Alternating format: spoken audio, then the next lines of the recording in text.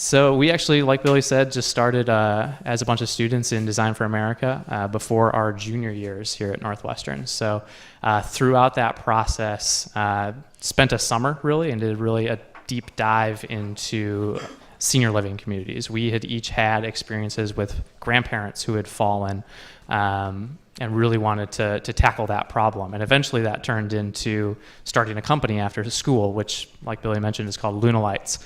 And so exactly what we do at Lunalights now is that we design products that help keep older adults happy, healthy, and safe, while also being something that they actually want to use. But yeah, I mean, so we started that the summer after, I guess, fall after our senior year of college. And that was a real journey, getting kind of off the ground as a company. Definitely a lot of ups and downs, kind of going through our first rounds of product development, first times fundraising, first times hiring people, and all of a sudden having more people with the company now. And it's really cool actually to see kind of how things progress over time. So when we started, we had 5 people that were on the team, and now are from that team down to 2 of us that are still working on the company full time. And I think that as things went, there was kind of a natural progression. I mean, we were juniors at the time. There was a couple people on the team, or one person on the team that was a senior. When she graduated, there was not really much to do for her. We had no company around us at that point, so she went on and got another job, and she's doing well now. She's happy. And then moving along, another member just kind of decided it wasn't for her. And so when we founded the company, we actually had 3 people as well. And that was kind of, it was a great time when we were getting things started.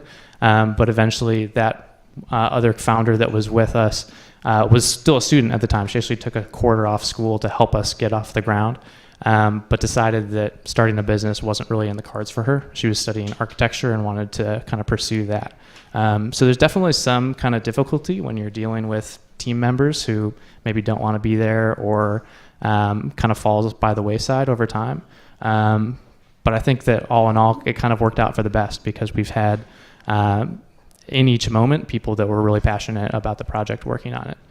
Be really persistent.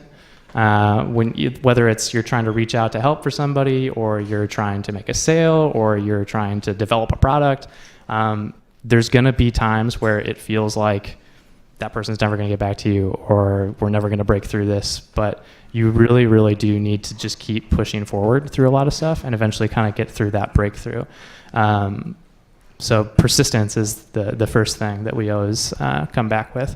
And the second one that I always think is a good piece of advice too is really to stay humble throughout the process, and understanding that you don't know everything. And I mean, we've been working on our company for 2.5 years now, and I still don't know everything that there to know to get to where we want to be. So we're constantly seeking out help and constantly trying to learn along the way. But you have to be willing to reach out.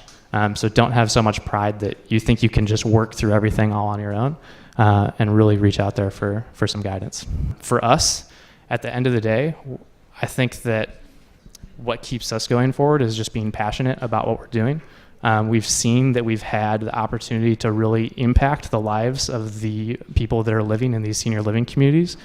And even if this was all to stop tomorrow for some reason, I could walk away happy because of that. Because we've been able to get somebody help when they've fallen, so that they're not on the ground all night. That might have saved their life.